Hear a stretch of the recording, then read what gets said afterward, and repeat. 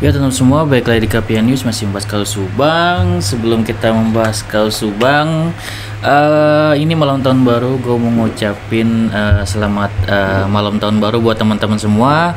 Semoga di tahun 2024 nanti ya, di tahun 2024 sekarang ini, besok ya, semoga teman-teman semua mendapatkan apa yang dicita-citakan itu semuanya terwujud ya teman-teman, amin. Oke, dan buat teman-teman nih yang mengawal kaus Subang masuk ke tahun ketiga ini, semoga kaus Subang ini cepat selesai ya teman-teman, dan semoga di Januari sudah dilakukan persidangan. Amin ya teman-teman. Semoga teman-teman sehat terus, buat Polda Jabar sehat terus, buat YouTuber Subang dan juga YouTuber lainnya yang membahas kaus Subang, semoga sehat-sehat terus ya, terus menerus mengawal kaus Subang sampai kaus ini cepat selesai. Amin. Itu aja doa gua untuk teman-teman semua. Oke, langsung kita ke pembahasan ya teman-teman mengenai maaf ya kalau banyak petasan nih udah nih. Jadi mengenai pembahasan mengenai seorang purnawirawan yaitu Pak Edi ya, mengenai Pak Edi nih teman-teman. Pak Edi Soekarno ya namanya. Beliau itu ya gitu ya teman-teman, untuk ungkapan-ungkapan beliau tentunya banyak teman-teman yang ada yang suka, ada yang enggak, ada yang pro, ada yang kontra gitu ya. Tentunya kalau teman-teman memang menginginkan kaos ini selesai dan OOJ terungkap ya, tentunya mendukung ya teman-teman. Namun ya tentunya masih ada aja ya untuk teman-teman atau orang-orang yang tidak menyukai Pak Edi tersebut gitu ya. Ya mungkin orang tersebut tidak menginginkan OOJ ini terungkap gitu ya. Harapan kita itu dengan adanya kesaksian dari Pak Edi ini bisa setidaknya membantu untuk mengungkap OOJ ini teman-teman. Kalau OOJ ini udah terungkap, jadi teman-teman kan bisa mengetahui nih siapa pelaku sebenarnya, siapakah dalang sebenarnya gitu kan, siapa yang benar-benar orang-orang yang terlibat gitu kan, yang sebenarnya gitu.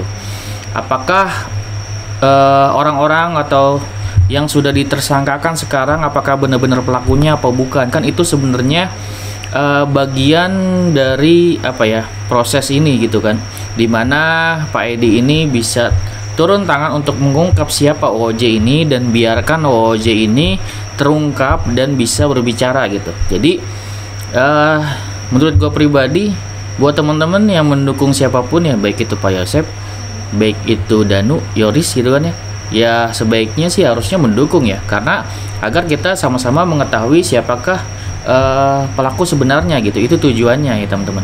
Jadi gue yakin kalau teman-teman memang mau kaos ini selesai ya harusnya mendukung, tapi ya teman-teman tinggal lihat di kolom komentar gitu siapa orang yang tidak mendukung agar kaos ini OOJ ini tidak terungkap kan kayak gitu. Gue yakin kalau misalkan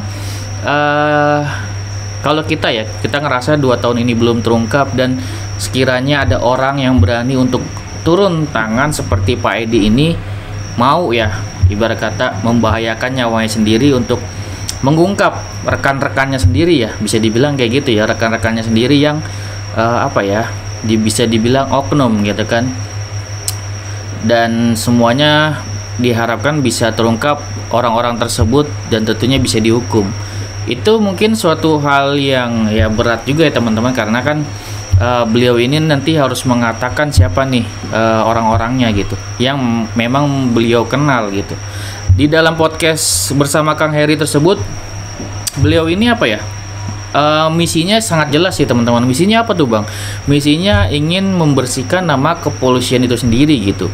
Kalau gue lihat sih jelas seperti itu ya, sangat sangat meninggikan nama kepolisian kayak gitu. Bahwasanya kepolisian itu sebenarnya ya pada dasarnya baik gitu kan, hanya oknum-oknumnya aja gitu. Dan ya gue yakin seperti itu. Namun kalau misalkan meninggikan banget ya kalau gue sebagai netizen nggak juga, karena kan beliau meninggikan kepolisian karena beliau adalah bagian dari kepolisian itu sendiri.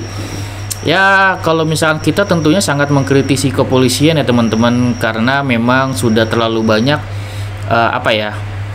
kesalahan yang dilakukan oleh kepolisian, dalam arti kata tanda kutip emang oknum ya teman-teman, oknum yang benar-benar dibayar seperti itu, atau yang memang mendukung para tersangka, dan itu sudah sangat terjadi dari dulu kala ya teman-teman.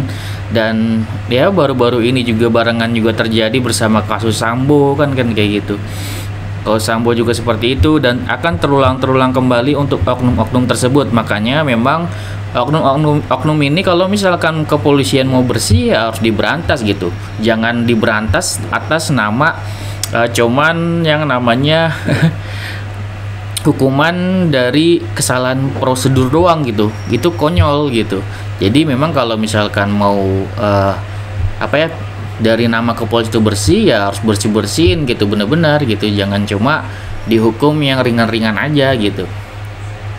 Menurut gue kayak gitu ya teman-teman. Gue salah satu yang mengkritisi, dalam arti bukan menjelekkan nama kepolisian, tapi tentunya gue mengkritisi kalau misalkan ada suatu hal yang memang tidak sesuai, seperti kesalahan prosedur doang gitu kan. OOJ itu kan perlu dikritisi juga gitu kan. Terus dari Danu yang mungkin dianggap tidak berkontribusi gitu kan, dan akhir ujung-ujungnya gitu kan Pak Ibrahim Tompo ngomong akhirnya Danu berkontribusi kan kayak gitu. Jadi itu sih kalau misalkan pernyataannya atau suatu hal dari misalkan dari kepolisian yang kita sebagai netizen atau masyarakat yang kita anggap tidak sesuai, ya kita kritisi kan kayak gitu. Bukan berarti kita menjelek-jelekan nama kepolisian. Dan baik lagi untuk Pak Edi, buat teman-teman sih ya gua harap dukung aja semoga gitu kan. Di sini kan untuk kesaksian dari Pak Edi sendiri juga kan tentunya akan diuji teman-teman. Jadi seperti halnya Danu ya. Seperti halnya Danu itu Pak Kombes Pol Surawan sangat menguji gitu. Tentunya ya, walaupun ini anggota kepolisian Pak Edi ini gitu kan. Tentunya Pak Kombes Pol Surawan sebagai seorang yang memiliki jabatan dan pengalaman tinggi, tentunya dia tidak akan percaya oleh siapapun, termasuk ini kesaksian dari anggota kepolisian itu sendiri. Pasti akan diuji gitu teman-teman. Pasti benar-benar akan ditanyakan secara detail gitu. Jadi buat teman-teman yang ngerasa kalau misalkan kesaksian dari Pak Edi ini tidak bisa dipercaya, ya gini aja, ambil tengahnya gitu, ambil positifnya juga. Biarkan nanti Kombes Pol Surawan atau Polda Jabar menangani bener-bener diuji gitu, diuji dulu, biarin gitu kan kesaksian dari Pak Edi ini gitu, benar salahnya nanti kita lihat hasilnya dari klarifikasi dari Pak Kombes Pol Surawan nanti gitu.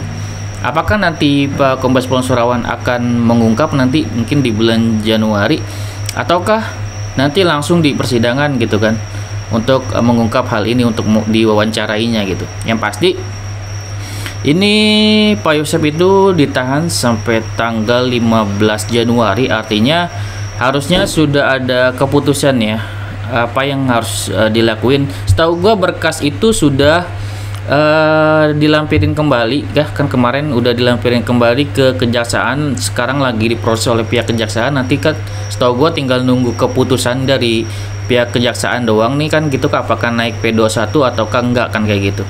Nanti harusnya sih ya bulan Januari harusnya sudah dipersidangkan ya teman-teman.